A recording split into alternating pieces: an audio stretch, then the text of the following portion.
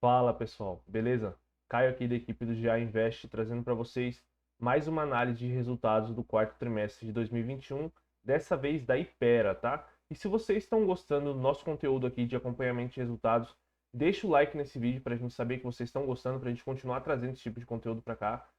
Se inscreve no canal para vocês não perderem os próximos vídeos, os próximos conteúdos que a gente tem, tanto aqui quanto nos nossos grupos, que eu vou deixar linkados aqui na descrição. E vamos para a análise. Então, pessoal, vamos dar uma olhada nos resultados da Ipera, lembrando que eu vou focar aqui no que eu julgar ser mais importante, mais relevante para o investidor acompanhar no resultado trimestral da empresa, e esse que é o resultado mais importante da maioria das empresas, que é o resultado que fecha o ano de 2021, que a gente pode comparar ano contra ano. E antes da gente partir para a apresentação de resultados, que é o que eu geralmente trago aqui para o canal, eu acho que vale a pena a gente dar uma olhada numa visão geral dos resultados que a Ipera traz no release de resultados dela. Porque ela não traz essa tabela aqui na apresentação, então eu achei que faltaria comentar isso daqui. Então, quando a gente olha os resultados resumidos da Ipera do ano de 2021, a gente vê uma coisa um pouco estranha para o investidor aí iniciante. A receita líquida da empresa cresceu 45% ano contra ano, saindo de 4 bilhões ali em 2020 para 5,9, né? Quase 6 bilhões em 2021. E a gente vê que o lucro líquido não acompanhou, né? O lucro em 2020, o lucro líquido em 2021 em 2020 foi de 1,3 bilhões quase, em 2021 1,3 bilhões, né? Quase a mesma coisa, crescendo só 2,7%. O que que aconteceu aqui no meio para ter tido esse impacto no lucro, né? Então vamos dar uma olhada linha a linha. O lucro bruto da empresa cresceu 44%, muito em linha com a receita líquida. Então a gente vê que a Hypera ela tem um trabalho de controle de custos muito forte. Na verdade, essa é uma das maiores vantagens competitivas da Hypera. Ela tem um custo muito abaixo da média do mercado por conta da forma como ela faz a produção dos remédios dela. Para quem não conhece a Hypera, ela é uma indústria que produz vários tipos de remédios, dona de várias marcas de remédios, como a gente vai ver um pouco mais para frente. E ela tem nessa produção dela, ela tem um custo muito abaixo da média de mercado, então ela consegue crescer a receita muito fortemente e manter um controle de custos junto com a linha acompanhando esse crescimento de receita. Então a gente vê que a empresa teve um crescimento em despesas de marketing, saindo de 787 milhões para quase aqui 1 bilhão de despesas com marketing. Isso é interessante porque não faria muito sentido para uma empresa de indústria gastar tanto com marketing, né? Gastar 1 bilhão aí, se a gente parar para pensar em relação à receita líquida, é uns 17% em relação à receita líquida. Isso acontece porque o principal produto da Hypera são os remédios. Então ela investe muito em marketing para fazer com que as pessoas queiram os remédios dela, porque a Hypera fabrica remédios que tem outros remédios similares no mercado.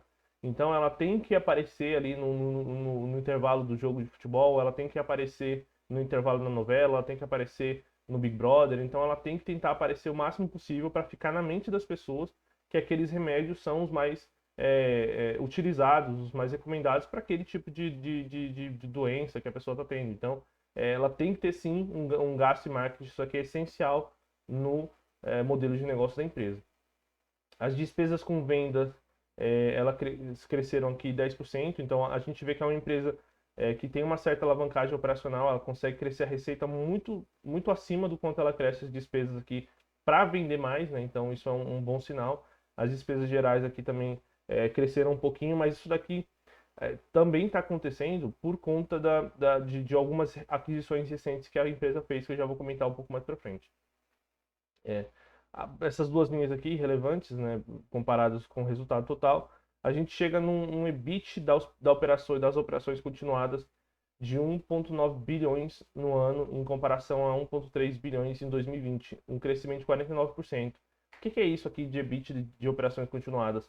A Hypera, ela tinha lá no início da década, né, em 2013, 14, 15, outras operações dentro da Hypera. Então ela foi se desfazendo dessas outras operações, vendendo essas outras operações e com o tempo, né, demorou um tempo até ela começar a ter resultados só das linhas que ela manteve e ela sempre registrava os resultados das linhas que ela ia deixar de ter para o mercado ter ciência de que ela tinha parte daquele resultado não ia continuar no resultado da empresa. Então ela sempre trouxe dessa forma, essa visão de qual que é o resultado realmente que vai continuar dentro da empresa. E teve um crescimento de 50% aqui no EBIT.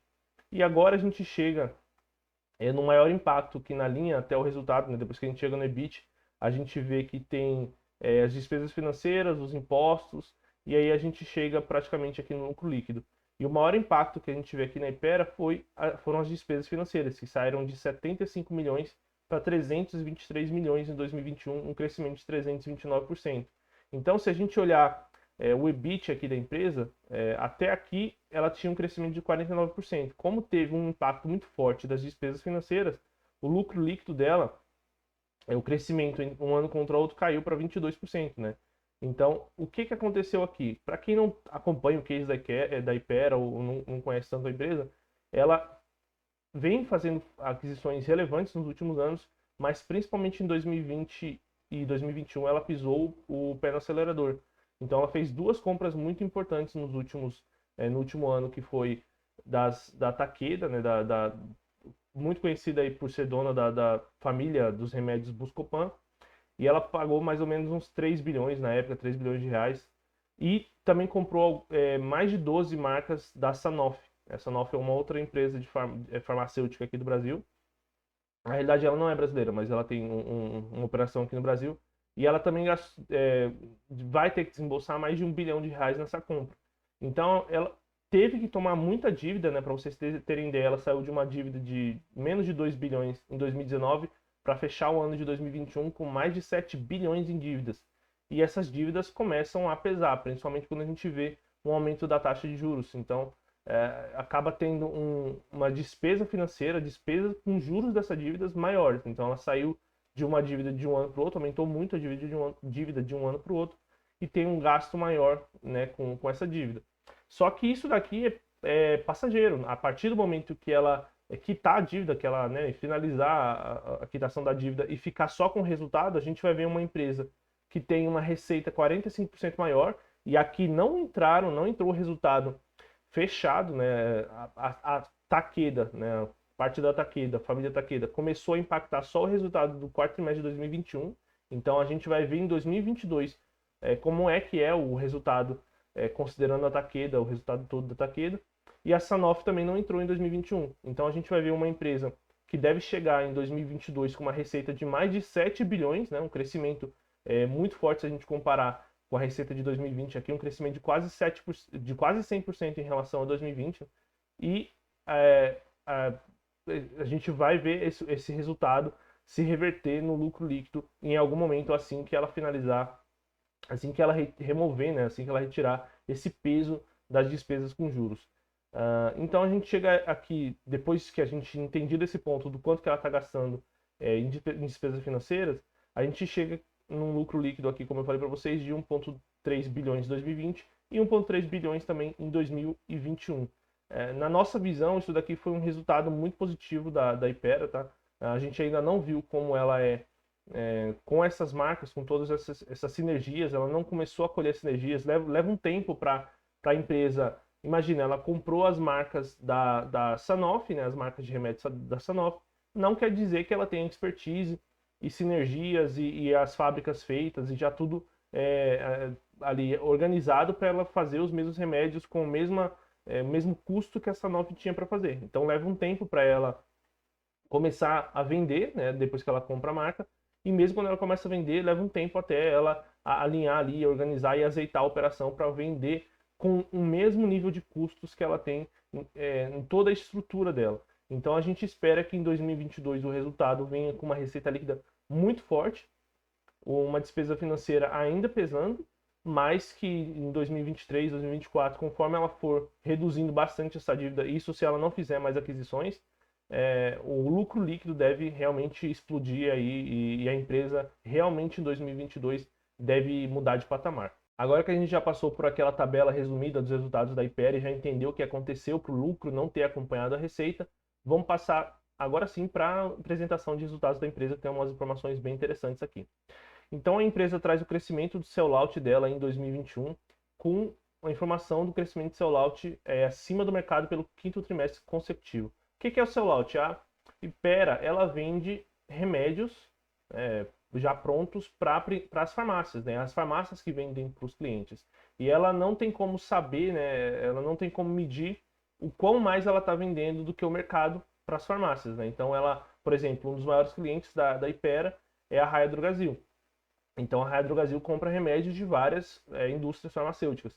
Como ela consegue medir se o remédio dela está sendo mais bem quisto pelos clientes do que os remédios da concorrência? É medindo o que a gente chama de sell-out. É o quanto que a Raia Drogasil, por exemplo, está vendendo para o cliente final. Então, o quanto que ela está vendendo o Buscopan da Takeda, por exemplo, em comparação a um concorrente do Buscopan. Então, ela consegue medir o quanto que ela está crescendo de sell-out. Então, ela teve um crescimento orgânico em 2021 de 16,3%. Isso é muito forte, tá, pessoal? Assim, quer dizer que em 2021 ela vendeu 16% acima do que ela vendeu em 2020, com 2,1 pontos percentuais acima do mercado. Então, a gente vê que a Hypera tem, nos últimos, pelo menos nos últimos 5 trimestres consecutivos, ganhado market share, porque ela está vendendo mais do que a média do mercado. A gente vê aqui algumas marcas dela que tiveram alguns destaques que ela mesma faz aqui. Mentacorp vendendo 20%, né? O sellout aumentou 20%. Aqui essa parte de skincare, então a gente vê que a Hypera está entrando também bastante nessa parte de cuidados pessoais, skincare e rotinas de beleza. A Neoquímica, que também aí é muito conhecida por ter o estádio do Corinthians, também fabrica, né, produz alguns remédios e pertence à Hypera, teve um aumento de sellout de 16%. A gente vê aqui, como eu falo para vocês, que é uma empresa que trabalha com marcas, né? Por isso que ela chama Hypera Marcas, porque ela trabalha muito fortemente com produzir remédios e criar uma marca desse remédio. Então, só em 2021 ela teve um lançamento de mais de 80 produtos. Então, é uma empresa que realmente está sempre investindo em tecnologia, investindo em criar novos produtos para lançar eles no mercado e depois ela investe bastante em marketing para fazer o pessoal querer esses outros remédios aqui, esses outros produtos aqui de beleza. Então, mais de 1 bilhão de faturamento bruto esperado no quinto ano desses lançamentos de 2021. Então, daqui a 5 anos, ela espera que esses lançamentos de 2021 gerem um faturamento bruto, tirando, sem considerar os descontos e impostos, faturamento bruto de mais de 1 bilhão de reais. Então, a gente vê que a empresa todo ano está plantando árvores muito grandes que ela vai colher frutos importantes daqui a alguns anos. Então é o tipo de empresa que a gente gosta de investir para longo prazo, empresas que têm projetos de crescimento e estão caminhando numa boa direção. Continuando aqui na parte de lançamentos importantes para a empresa, em 2022 ela já tem aqui previstos mais de 100 novos produtos. Então, como eu falei, é uma empresa com bastante investimento ali em pesquisa, em desenvolvimento, em lançamento de marca. E o faturamento esperado bruto para todos esses novos lançamentos delas é mais de 1,6 bilhões. Então, se a gente soma 2021 com 2022, a empresa já consegue crescer quase 3 bilhões de receitas em até 5 anos só por conta desses lançamentos novos. Então, a gente vê que a empresa realmente ela é muito inovadora nessa parte de remédios, né, de genéricos, de medicamentos que ela fabrica. E outro investimento importante que a empresa está informando aqui é o investimento em aumentar a capacidade produtiva para expandir o seu lote, ou seja, Pharma, como a gente viu, ela está vendendo mais que o mercado, ela está conseguindo vender mais do que o mercado, então ela vai expandir a capacidade dela de produção para conseguir ganhar market share ainda mais rápido. Então lá em 2019 ela conseguia produzir 650 milhões de unidades por ano e a previsão para 2022 é crescer em relação a 2019 69%. Então a empresa vai quase que dobrar em apenas a produção, capacidade produtiva em apenas 2, 3 anos aqui. Então é interessante, eu gosto de ver as empresas que eu invisto expandindo, investindo em expansão, né, crescendo, desde que ela esteja mantendo ali a produção, né, a linha de produção, as fábricas em funcionamento. Não adianta nada a empresa investir em crescimento, em vez de investir em expansão, se ela não está vendendo mais, se ela não consegue vender mais, e aí ela acaba tendo uma ociosidade na fábrica que começa a pesar nos custos. Não é o que a gente vê aqui no caso da Hypera. Então ela fala aqui em expansão em sólidos, expansão em vitaminas, uma nova planta só para injetáveis, né? E expansão do centro de distribuição, que essa parte logística ela consegue ter um ganho de custos e eficiência bem interessante. E aqui outro destaque da Hypera que eu gostei bastante de ver nesse resultado. Ela está informando aqui para o mercado que ela já tem mais de 70 produtos, novos produtos desenhados para um mercado institucional. O que ela quer dizer com isso? Né? Um mercado potencial de mais de 12 bilhões de reais. Até hoje, como eu falei para vocês, a maior parte da produção da Hypera era de remédios e medicamentos e produtos de beleza que não tem tanto diferencial competitivo na fórmula deles. Então, qualquer empresa conseguiria fazer um remédio similar e competir com a Hypera. Então, por exemplo, a Hypera ela é dona do Benegrip. O cliente ele pode comprar o Benegrip ou ele pode comprar o Cimegrip da Cimed. Então, são remédios muito parecidos, com uma fórmula muito parecida, e ambos ali resolvem o mesmo problema do cliente. Por isso, ela tem que investir muito em marca para poder o Benegrip ser mais conhecido e mais bem quisto do que o Cimegrip e as pessoas comprarem mais. Mas, essencialmente, o produto é o mesmo. Aonde a Hypera pode ganhar é na eficiência na produção para fazer com que a produção do Benegrip seja mais barata do que a do concorrente para chegar na farmácia mais barata e ela conseguir vender mais. Mas o remédio em si, ele não tem muito diferencial. E o que ela está falando aqui para o mercado é que ela quer agora produzir medicamentos, produzir produtos que tenham mais diferencial. Então, para a parte de oncológicos, para a parte de biológicos e para a parte de especialidades, ou seja, medicamentos que não é qualquer indústria farmacêutica que vai conseguir produzir. E é muito interessante ver que ela já tem mais de 70 produtos mapeados. A gente tem empresas, por exemplo, nos Estados Unidos, que são especialistas em pesquisa para desenvolver esses novos medicamentos no mercado, para tratamentos muito específicos, por exemplo, que você não consegue produzir em qualquer lugar, em qualquer tipo de fábrica ali, de industrial de remédios. E mesmo assim, essas empresas, elas passam às vezes, por exemplo, elas têm 70 projetos lá uma comparação aqui com a Hypera, elas têm 70 projetos lá desenhados e a maioria desses vai dar errado, não vai para frente. Então é muito legal ver que a Hypera, ela nem tem essa linha de negócio embaixo do guarda-chuva dela e ela já tem 70 projetos desenhados para colocar em andamento, para fazer a pesquisa, para ver se ela encontra uma cura, uma forma melhor de fazer o remédio, uma mistura ali, uma mistura biológica ali que resolva algum novo problema da medicina e ela consiga, né, geralmente nesses tipos de desenvolvimento, as empresas têm exclusividade na hora de vender, né? Garante uma exclusividade por alguns anos. Porque o que o governo faz? Ele fala, olha, quem conseguir desenvolver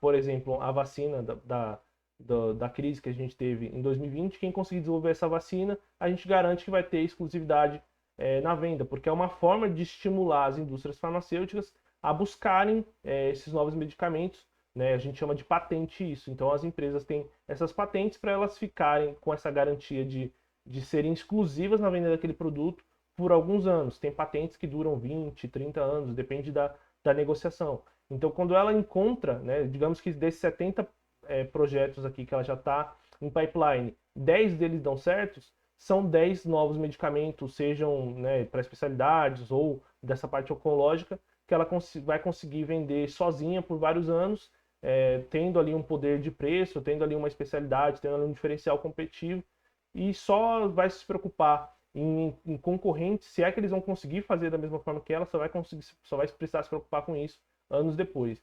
Então é uma linha de negócio que realmente traz um diferencial competitivo, não só na marca, mas também na forma de fazer e no produto final, que não é tão replicável. Então isso aqui, ao meu ver, é muito positivo, acho que é a coisa mais positiva do resultado do ano de 2021, porque até então a Hypera nunca tinha deixado claro que ela queria entrar nesse mercado. Outros destaques aqui da empresa: a aquisição em 2021 da BioAge, então entrando ainda mais nessa parte de skincare, de produtos de beleza, de rotina de beleza, então também é interessante para diversificar mais a receita da empresa.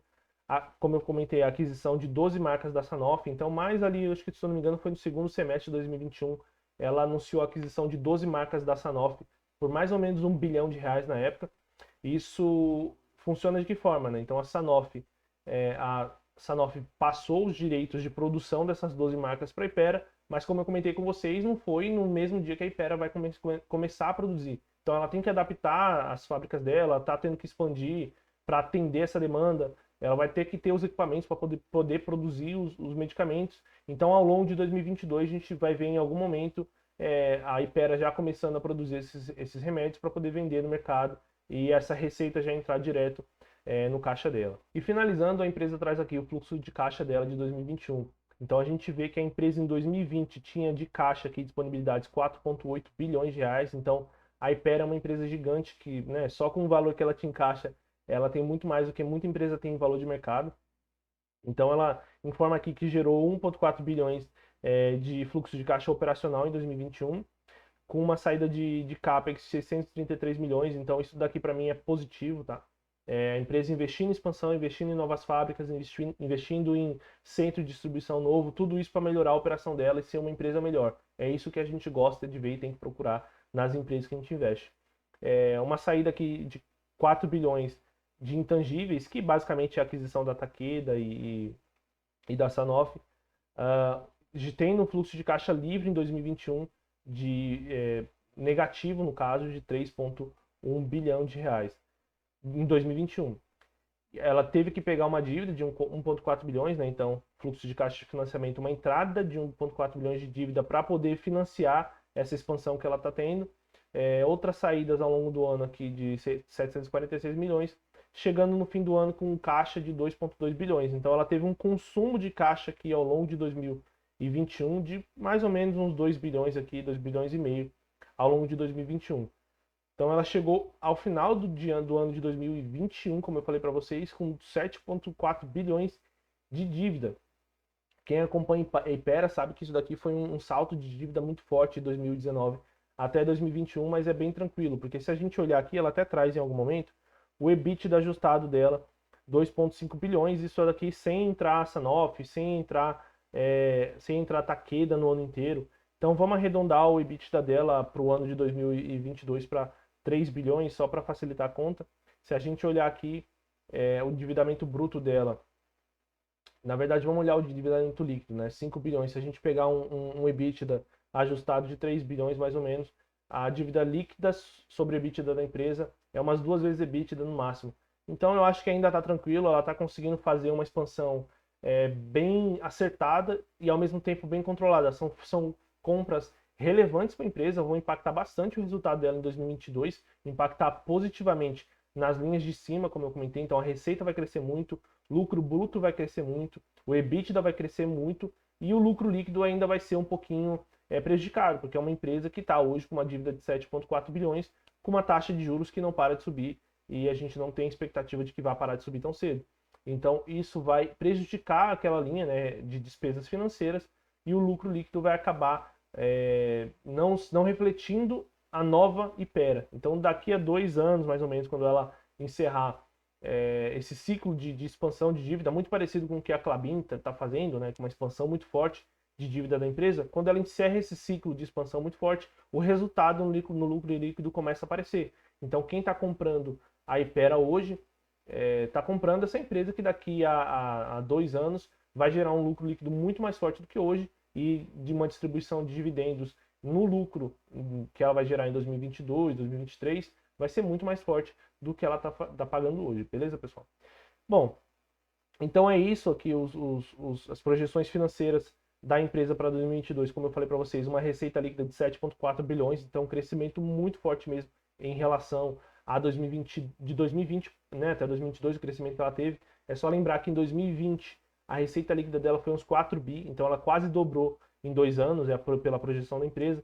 Um EBITDA de 2,5 bilhões e um lucro líquido de operações continuadas de 1,7 bilhões. Eu acredito que isso daqui está até menor do que o que a empresa realmente acredita que ela vai conseguir, porque tem as sinergias da Sanofi e a Takeda vai entrar o ano inteiro. Então talvez ela tenha um lucro líquido, a gente tem uma surpresa positiva no lucro líquido, mas vamos contar com o que a empresa está projetando. Beleza, pessoal? Bom, esse foi o resumo da Hypera.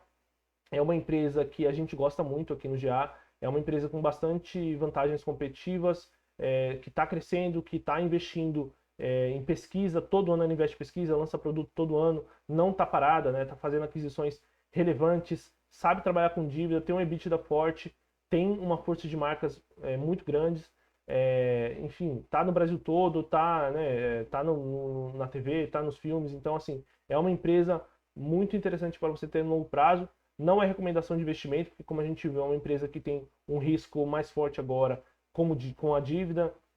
A gente não sabe o que vai acontecer no mundo agora, no Brasil. Então, uma empresa tão endividada assim tem um risco acima da média.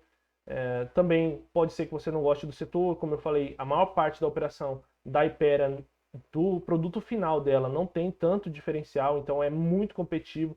Por mais que ela tenha, né, o lançamento de vários produtos todo ano, as outras indústrias farmacêuticas no mundo todo têm também lançamentos todo ano. Então ela é uma área muito competitiva no Brasil, mas o setor de saúde, né, pelo menos do que a gente entende hoje, é um setor bem perene para longo prazo, e a Hypera é talvez aí uma das empresas mais interessantes para se expor no setor. Junto com a Hypera, né, a Raia Drogasil e talvez alguma empresa de serviços. Então você tem a Hypera como uma indústria na saúde, a Raia Drogasil como uma empresa de comércio no setor de saúde, e uma Fleury ou uma Pardini na parte de serviços de saúde. Então é uma lista aí de estudos bem interessante para vocês, beleza? Se vocês gostaram desse vídeo, como eu falei no começo do vídeo, deixa o like para a gente saber que vocês estão gostando, para a gente continuar trazendo esse conteúdo para cá. Se inscrevam, né, no canal para vocês não perderem os próximos vídeos, e acompanhem a gente nos grupos do GA, que muitos dos conteúdos que a gente traz para cá é o pessoal que vota lá para a gente trazer para cá. Beleza, pessoal? Por hoje é só e até o próximo vídeo.